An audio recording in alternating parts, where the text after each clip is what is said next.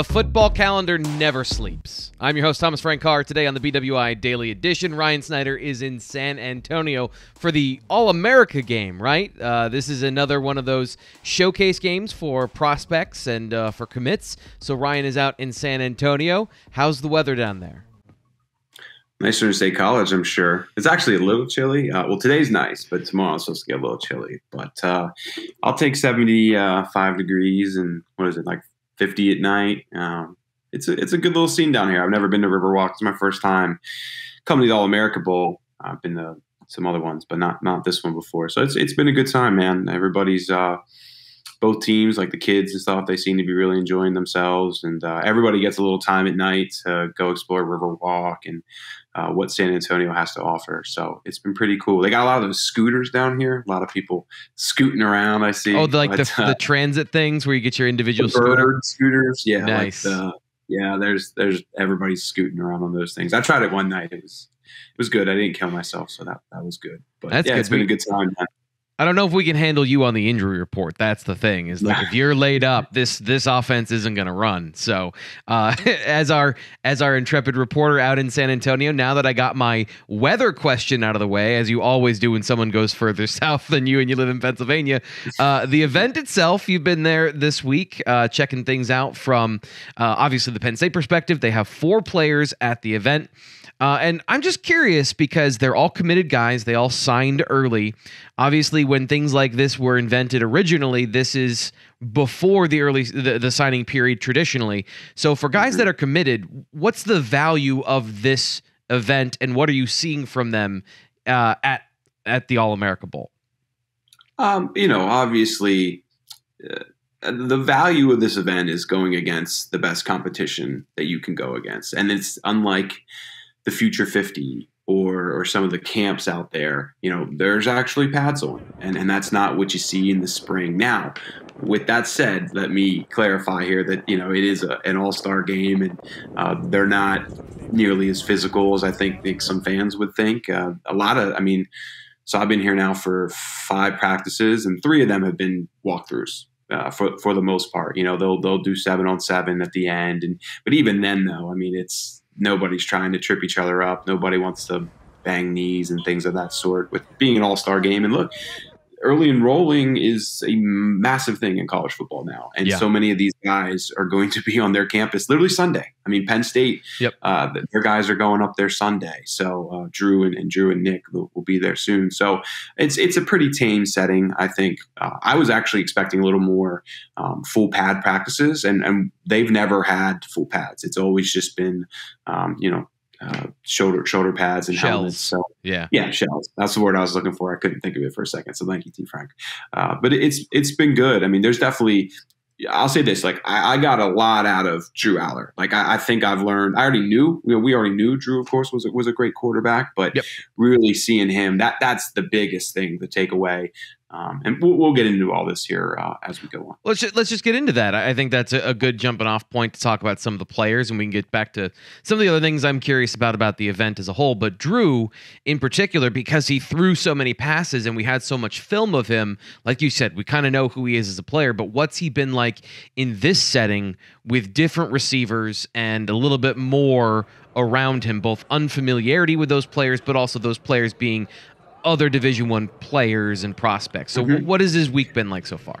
It's funny. The one thing I think Drew's kind of said to me is that the speed of his receivers has kind of been something that he needed to adjust to. And now that we're a little bit into the week, he's done a good job with that. But he's some of the best receivers in the country. Isaiah Bond is somebody who's going to Alabama, and yeah, he's very good, and I've definitely have noticed there seems to be a connection with them, so that'll be something to watch on Saturday. But there's a lot of really good receivers out there. I can run through the list, but that's been one thing that he's really pointed out. But we knew Drew. Drew's a top quarterback for 1-3 for a reason. We knew that he had all those little skills, and now to see him, throwing 7-on-7 against some of the best defensive backs in the country. There's no doubt that he's been, in my opinion, the best quarterback down here. One thing I will say, and I do want to give a shout out to Devin Brown, the Ohio State commit. I thought he was really good yesterday. Him and Drew clearly stood out to me. He's got a good arm from some of the videos you posted on our YouTube channel, which, by the way, if you're watching on YouTube, you can go check that out. We'll put a couple of them up here on the video, but definitely check out all the highlights on our YouTube channel. And if you're listening on the podcast, go subscribe to our YouTube channel. Now that I'm done with my shameless plugging, please continue. No, not shameless plugging. We got to do it. So, but that's why I put that video together it was all the quarterbacks yesterday, 7-on-7. I would say it was probably 80 to 90% of the throws. There were times where I didn't get every one of the other guys because I'm posting an update, I'm on my phone, whatever it may have been. But it was a good chunk of them. And I wanted fans to see that, I put the video up just to Drew, but I wanted fans to be able to see how Drew compared to the other quarterbacks here. And all you got to do is watch it. And I think Devin Brown was deserved to be recognized as a guy who was up there with Drew yesterday. But those two, I thought, were clearly the top two quarterbacks here. They were they were airing it out, man, and they were connecting a good chunk. And that's just something.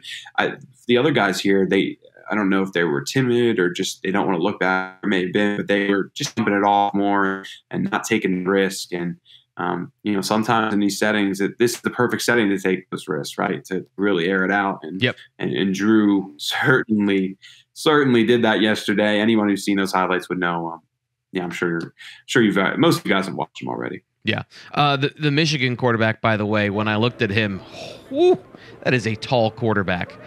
He reminds me a little bit of Trey Lance, where I don't know that his whole body knows how to work together yet, but if it does, there's definitely some potential from the quarterback from Michigan that they have there. He got in late, so this is one thing I haven't hit on yet. They had 20 guys test positive for COVID, and he's actually on the East team. He came in, I believe it was yesterday.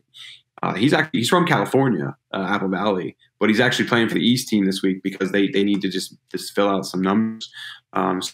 Yesterday he's had some high throws and misses, and I do think I want to recognize that he came in late and is just kind of getting off to just a late start is really the best way to put it. So just when you're watching those clips and you see him missing some guys, I want people to understand the situation there. It's been wild, man, with so many guys who tested positive for COVID, and that's another reason why these practices have been a bit tamer than maybe I was expecting coming in. And look, each team's missing. It's not 10 even, but it's like maybe a little more for the West than for the East. But there's a lot of guys who unfortunately came down here and they have to quarantine basically in their hotels now because they can't fly home either, which is it's just unfortunate. It's a crappy situation. I feel for those kids a lot, but that's a big storyline of the week so far. It's just how many guys tested positive for COVID and how smaller the rosters are now.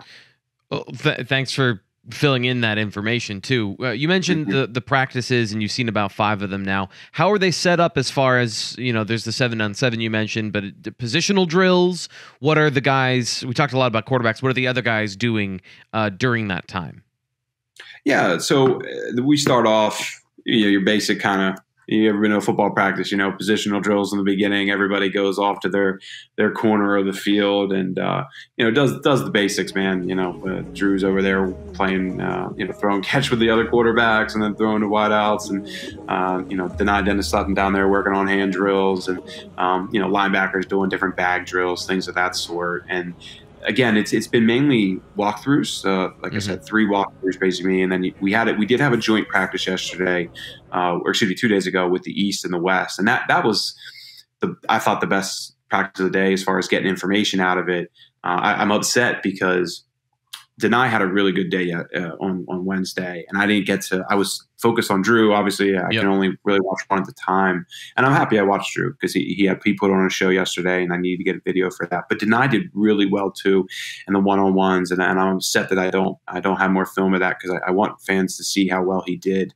But he's been recognized all week as one of the top defensive ends here. I know he had an awesome practice Tuesday morning. Of course, that was when I was flying down, so I didn't get to see that. But anyone who was paying attention to Twitter and even paying attention to 247 guys, Rivals guys, I mean, everybody was raving about Dani that Monday morning, and Nick too, Tuesday morning, excuse me, right. Nick Singleton. Well, and Keon, I feel for Keon because I haven't talked about him as much as I'd like to be, and then Keon was really kind of one of the guys I had circled this week of someone I really want to learn much about because he played a lot of defensive end at Step, and he played some linebacker, but this will be one of the first weeks where that's been his complete focus. But just in practice, when we're down all these numbers, they're just incredibly tame. They don't want to get anybody hurt. And of course, that's how it should be. This is an all-star game with top players. Nobody wants to get hurt. So, I've seen Keon perform well in the 7-on-7s. He's done a good job. But really, I mean, he's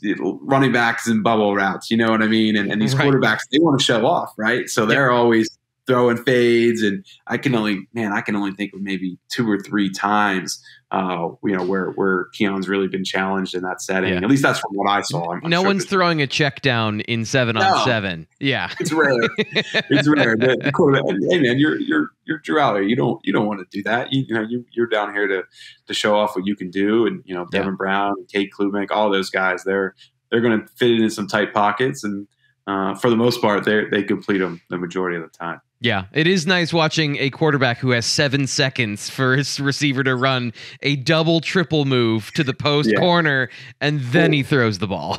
In 101s, you see that all the time. Yeah, that's the one thing that drives me. We put a lot of stock in 101s when we go to these camps, but they're always like double the amount of time that you're really going to have. And, these receivers are doing 4 different moves. And it's a slant. It starts as a slant, then it goes to a corner, and then they post it back in. It's just like all over the place. But, man, it's been a good week, though. I mean, I can go on and on about it. I put it this way, all 4 of these guys are expected to start, or at least that's what I'm seeing here. Gotcha. As of the end of the day on Thursday. I mean, everybody's on pace to start, and I don't know much more you can ask for if you're a Penn State. There was one clip I saw of Dani Dennis-Sutton on Twitter where he was going up against Julian Armella, and his pad level, which is the one thing I know I've talked to you about. I want to see his pad level consistently improve, and he did it in that one rep, and it was everything I was expecting. But Dani, who I know you've talked to a bunch of times, but you had a chance to speak to him again this week, he seems eloquent. Like, not just well-spoken, not just a smart kid, but like truly composed as a human being, which is rare for anybody, let alone a 18-year-old. Is Penn State really getting that mature of a player? Because I know James Franklin has talked about he's not going to be enrolling early, but he's still expecting Dani to at least be a factor in training camp next year at that defensive end position. What you've seen from him and heard from him, is he still on pace for that? It's hard for defensive ends to just come in and flip that switch, and that's why I when we did the 5 guys to enroll early, I didn't actually include him. And then of course we do the press conference later in the day, and that's like the one guy that James mentioned specifically for that. I remember that pretty well. I was like, oh man, that doesn't look good for my story earlier in the day. But yeah, I mean it's possible. I think a lot depends on how Adisa Isaac comes back, of course, and how well he does. But I would say. When it comes to his different technique, how he uses his hands, his pad level is certainly improving. I mean, there's a lot of reasons to believe that he's ahead of the majority of defensive ends who have come in over the years. And yeah, like you said, as far as composure and maturity level, I mean, there's a lot of classes over the years that if Dani Dennis-Sutton was the guy, was in a different class, I would absolutely consider him the most mature guy in the class. The problem with this class is, you got Nick and you got Drew and you got Bo. And I'm missing a bunch of guys who really are classy and smart young men who really put time in the weight room, of course, but in the film room as well, especially those 2 quarterbacks. And that's one thing. To switch real quick back to Drew, that's one thing that his quarterback coach and other coaches down here have really been speaking highly of. It's just his attentiveness in meetings and just all the little things he's doing to prepare. I mean, Tim Roken is the head coach here, St. Joseph Prep's head coach. Actually, I spoke with him today, and he was really raving about just Drew in the meetings, and I don't get to see that part of it, right. But just saying he's asking all the right questions, doing all the right things, and first guy out there on the field. By the way, Dani was the second guy out there on the field today. I thought that was notable. So yeah, man, I think there's a lot for fans to be excited about, and these guys they're doing everything that that I would like to see out of them. And there's nothing out here. I didn't leave any practice here today thinking that anybody's overrated, put it that way. So you're saying that Drew Allar can pick up an offense pretty quickly, huh? You're saying that he's a quick study, right? That's what you're saying. Yeah, we've had this talk a few times. I'm still gonna put my chips in the Sean Clifford bucket to start, but yeah. And actually, I had a good talk with Drew about. I asked all these guys different questions from fans, and I really liked Drew's answer of, do you want to come in and play early? And his answer was just, I want to come in when the time is right. And I was like, you're perfect already. Check. You're already saying all the right things, Drew. Respect that. So, but Nick Singleton was actually the only one that said, yeah, I'm coming in to play. And I thought that was notable. Keon said, he wants to just come in and do the right things. And Dani kind of said the same thing. I think the nice thing was, I don't want to come in and get embarrassed. I just want to do, whatever's best for the team. Yeah. I thought it was interesting for Nick to be the outspoken one there, because Nick Singleton's never the outspoken one. And of course, you rotate at running back, so it's a little easier for him to say that. But he's not taking a starting job from anybody while he's saying that he just wants to contribute. He wants to be one of the guys contributing. Yeah, and I'll be honest, man, I wouldn't even be surprised if he's the first running back on the field in the fall. I mean, he is that damn good. So that's why I want to ask you, because that was one of the things that some of the other guys at On3 and you noted early in the week. I think it might have been in the Tuesday practice that even for a running back, I think Charles Power said this, it's hard for a running back to stand out in a practice, and Nick Singleton did that. So he's been impressing people down there as well, right? As far as another guy who's really mature and ready to go. See, I'm so upset. I missed that Tuesday morning practice, and that was that in the joint practice. I did get to go to the joint practice, but that first one was really a special one. And of course, that's when I'm flying and taking Ubers over the Alamo Dome, so I missed it. But all my colleagues raved about him. I mean, Charles Power, I put up a story the other day. Fans could go read his thoughts on it. I mean, Power is very high on him, very high on Allar, really for those guys. But yeah, I mean, Nick's burst is kind of the thing that stood out in those videos, getting to the second level and really just taking off from there. But, since then, if I'd be lying if I said that we've gotten a lot of opportunities to really see him open up. Like I said, with so many guys testing positive for COVID, they have just tamed down practice quite a bit. So, which is, like I said, understandable. But I'm expecting these guys to put on a show on Saturday, and it'll be a lot of fun to watch. And Nick's going to be a big part of that, no doubt. Speaking of the game, I think that's when Keon Wylie will probably have his best chance to do something. What are you looking for from him in the game? Like, what are the things you're curious about after watching him? Reading guards. I mean, that's. I feel bad. Like I said earlier, I mean, I have so many fans asking me about Keon, and I'm just not one to like make things up and oh, he was great and inside zone drill. It's walkthroughs, guys. I mean, that's really what we're watching here today, and especially for linemen and linebackers. I mean, they don't want anyone to get hurt. So, he's done fine in 7-on-7s, like I said. But what's going to tell me how good of a Will or Sam he can be is how he reads his guards and how he sheds blocks, how he plugs holes and keeps contained. And those are just all things that you're not going to get in a 7-on-7 setting. So Saturday will be the day for Keon to really show. And I'm looking forward to it. He's actually working with Jeremiah Trotter, which is pretty cool. He's the linebacker coach for St. Joseph's Prep. Of course, His son Josiah is on the team, and with Tim Roken being the head coach, he brought a couple prep coaches down with him. So he's been getting to work with Trotter all week, and I mean, Trotter's been saying all the right things about what he's seen from him in drills and all that. But put the pads on and really let's see how he uses his hands and shed blocks and, like I said, read the guards, all those kind of things. And that's when we'll really learn what Keon Wylie's about. Yeah, and as far as taking defensive ends and making them linebackers, it's worked in the past. So if Penn State feels like they've identified another guy, I'm fascinated to see what that is. Is there anything this week that surprised you, or something that maybe you weren't expecting that you've been thinking about as far as something notable just from the week? Put me on the spot here.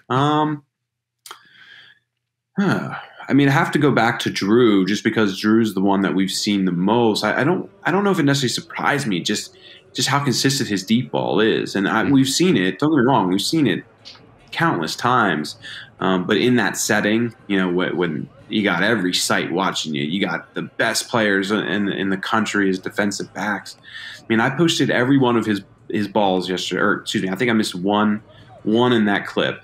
But it was like every throw, okay? Yeah. And it was 1-on-1s and 7-on-7 combined. And 70-80% of them are deep balls. And they're all perfect. I mean, they really work.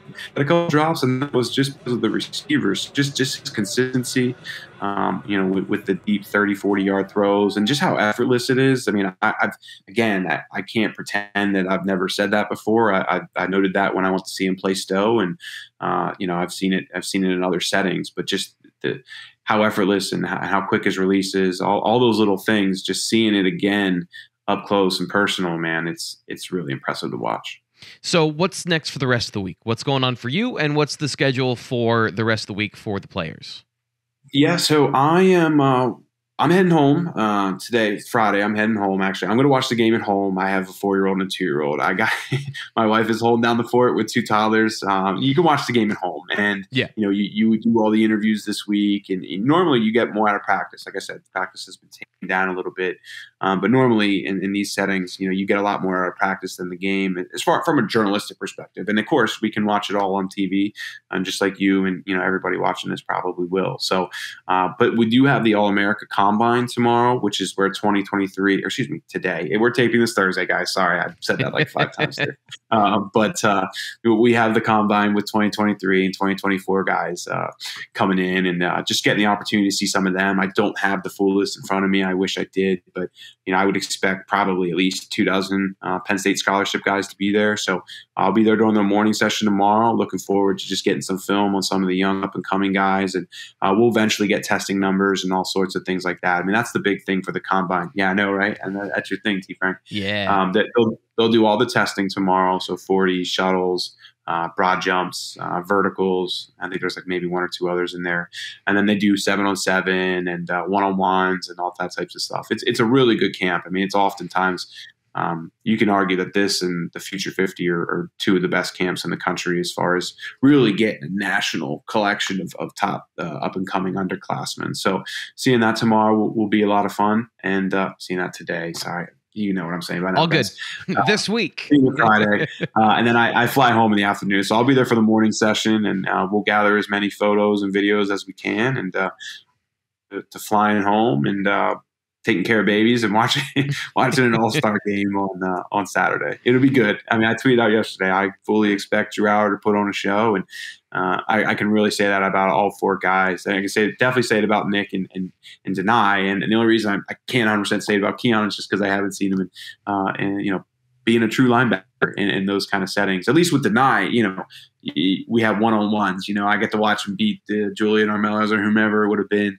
Yep. I've seen that from the other 3, and I think we'll see it from Keon too. I mean, Jeremiah Trout has been very highly spoken of Keon, so I have no reason to doubt him.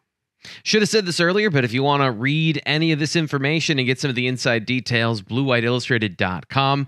You have to sign up for some of the premium content, which Ryan brings the gold when it comes to the premium content on the site. You can sign up for just $1. Link is the first one in the description of the video, or if you're listening on our podcast network, you just click on the link in the podcast, and that'll send you over to BlueWhiteIllustrated.com to sign up for just $1 for 12 months of access. There's no reason to start 2022 on the wrong foot.